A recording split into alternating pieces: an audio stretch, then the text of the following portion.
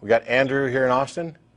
Hi. Did you read Matthew 5:27 and 28? Sure, I've read the whole Bible several times. Okay. Do you know what it says there? Is that the passage about adultery, where it's not doesn't just have to be physical adultery? If you look at another woman, another man's wife with lust, you've committed adultery in your heart. Exactly. It says, "Whosoever looketh on a woman to lust after her hath committed adultery with her already in his heart." Sure. How do you not think that that's a good thing for people to have limits? You think that's a good thing? It's called mind control. You're trying to determine what I think and what I don't think. That's one of the stupidest things I could imagine. How can you control or even pretend to control what somebody thinks? And you don't think Jesus looked on a woman without lust? Or any of his disciples? That's what Jesus said. That is Jesus, what Jesus said right there. Well, first of all, we'll set aside how you think you know that this is what Jesus said. Second aside, we'll set aside whether or not it matters whether Jesus said it. I don't care who said it. If it's wrong, it's wrong. And so if somebody says, now I will say, if a man looks on a woman lustfully, he's committed adultery in his heart, is absolutely wrong. Because first of all, he's not necessarily married, and adultery is specifically a lustful or sexual action that extends beyond the bounds of marriage. So as a single person, looking on a woman lustfully isn't adultery. And by the way, I put it to you that almost nobody on the planet outside of arranged marriages would have ever gotten married or had sex if they hadn't looked at someone of the opposite sex lustfully. And finally, why is it a man looking at a woman lustfully? Why isn't it a woman looking at a man lustfully, or a man looking at a man, or a woman looking at a woman? This is a misogynist. Hang on. If you see a beautiful woman, do you just go rape her right away? Andrew, I'm going to let you, just let me finish the thought. It's a misogynistic bit of language that is patently absurd. It denies something that is trivial about human nature and the way things actually work, and tries to compound it as sin. Okay? I could care less if somebody wants to call it sin. Now, go ahead. Well, don't you think it's important to have limits on your sexual desires? Otherwise, everyone would just be raping everyone. Really? You think people would just run around raping people? Well, do you just rape someone? I haven't raped anybody in the last 50-some years. Yeah, I've never raped anybody, nor have I had the inclination to. I've been an atheist for 20 years, so it's just amazing. So you know that's you do. How do you get from it's probably a good thing if people don't run around raping each other to therefore this statement about lustful thoughts is necessarily morally correct? Please make the connection between those two. How do you get from we should have some limits to what we can do to we need to have thought crime legislation? How do you get there? What limits do atheists have? Well, what culture? Tell me one culture that doesn't have limits. And there's every culture on the face of the earth has limits, and they're not Christian cultures. Chinese culture has got limits. Japanese, the most secular country in the world is Japan. They have the lowest rape rate. Denmark. Sweden, very unreligious places, and they don't have any rape problem.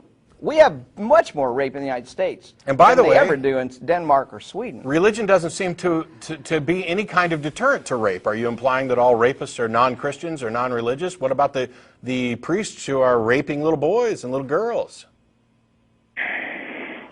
Where do you get your limits from? I get my limits from a rational consideration of the consequences of my actions. That's how I determine what's moral. I get it from a foundation that says my actions have an effect on those people around me, and theirs have an effect on me. And that if we're going to live cooperatively and share space, we have to recognize that impact. And my freedom to swing my arm ends at their nose. And that I have no right to impose my will over somebody else's will in that type of scenario. That's where I get them from. It's from an understanding. What's the punishment if you do that then? I get them You're just going to die. Andrew, I get them from an understanding of reality, not an assertion of authority. Now, what was the question? Well, if you just do all that, let's just say you go out with a gun and you just rape a bunch of people, then you just shoot yourself, what's going to be the punishment for you? If I go out and rape a bunch of people and shoot myself, what's going to be the punishment for me? I'll be dead. Yeah. I'll be dead. And why? It's not going to hurt. The bullet's going to go through your head in about a second. There isn't going to be any pain. That's correct. I'll be dead. Okay, so let's flip the script here. Let's say somebody goes around and rapes and murders somebody, and then After they're done, they get saved. What's the punishment for them? Oh, the punishment is hell. No, they got saved. They got saved. Are you saying that a rapist can't be saved? See, this is the problem. This is the problem with Christian religion. It establishes unrealistic and irrational and immoral criteria by which to live. And then it creates a loophole so that you don't ever have to be responsible for those actions. No, Andrew, shut up till I'm done. Christianity is not a moral system. It is an immoral system because it specifically says that there aren't necessarily consequences that you're going to have to pay because of a loophole. And what is the loophole? It has nothing to do with how good you are or how morally you act or anything else. It has to do with whether or not you're willing to be a sycophant to an idea. And if you are, then there is now an exception for which you no longer have to suffer a penalty for this. So the idea that secular morality offers no guarantee that people will ever pay for their crimes and their atrocities is not an argument against secular morality, because that is a tenet of Christianity. It is the foundation. The idea that the Christian God is just is directly contradicted by the idea that the Christian God is merciful.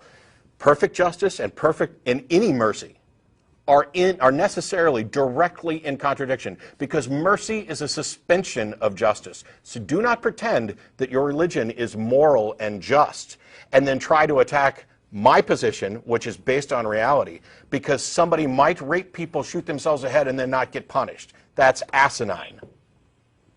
If religion is such a bad thing, how come you think, I don't know how many atheists are there in the United States? How come everyone isn't just an atheist then?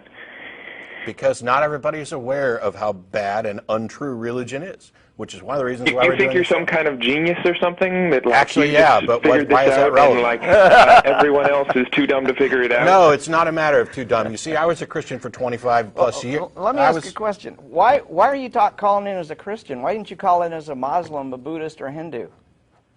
Because my parents raised me as a Christian. So you didn't have a choice, did you? When did you choose to be a Christian? Well, it's just a tradition. Your parents teach you whatever religion they do. So if you were born over so if you were born a Muslim, you'd be a Muslim. Yeah. So if you were born a Muslim. So it has nothing to do with truth then. It's just the way you were raised. See, because on this show we actually care about whether or not things are true. And my genius status is completely irrelevant because I was a Christian for 25 plus years. I did not get smarter when I became an atheist. What happened was I gained more information. I became more knowledgeable about the subjects. And I decided to actually care whether or not my beliefs were true. You don't seem to care whether or not your beliefs are true. You just like them. Because you were born here. Well, I think it's good. I think you're going to have more happiness in your life if you have limits to tell you what you can do, or how is that relevant to the truth of your religion? I've already said. It's not all true. I know. I was talking to people on the chat here, and they said, well, they're read the Old Testament. There's all this genocide and stuff, and I was just saying, well, you don't have to read the whole thing, because you just read, for example, what Jesus said. Okay. You don't. So are you saying, I tell you what, we already talked about this earlier, not everything that Jesus said is true or good or smart or wise either. So why would you care at all what any of them have to say? You're not concerned about truth. You've already just said you can pick and choose and toss aside the things you don't like. So you're inventing your own version of Christianity. So why not just chuck it aside and go ahead and invent your own secular moral system? You keep talking about how we don't have limits. I have plenty of limits. And we live in a society that has plenty of limits. As Darrel's already pointed out, most societies have limits. You keep going to this slippery slope thing of, well, if there is no, 10 Commandments or Jesus or whatever, then you've got no limits. You'll just run around raping and killing people. Well, that's already demonstrably false. And there have been multiple studies that actually investigate the correlation between the religiosity of a society and its societal health. And there is always a strong negative correlation. The more atheistic the society, the better they score on societal health factors, from everything from teenage pregnancy rates to STDs to happiness to wealth to murder, rape to healthcare. Now, go out and do some actual research that contradicts this, and then you might have a case for your assertion that I think you'll live a better life if you're. No, you won't. There's no evidence to demonstrate this. This is wishful thinking. Just as not only have you gone and said, well, I'll pick and choose what I want, you've done it in a way where you're just trying to support your own wishful thinking. And until you actually come up with evidence, and until you demonstrate that you care about the truth, we don't really need to waste any more time on it.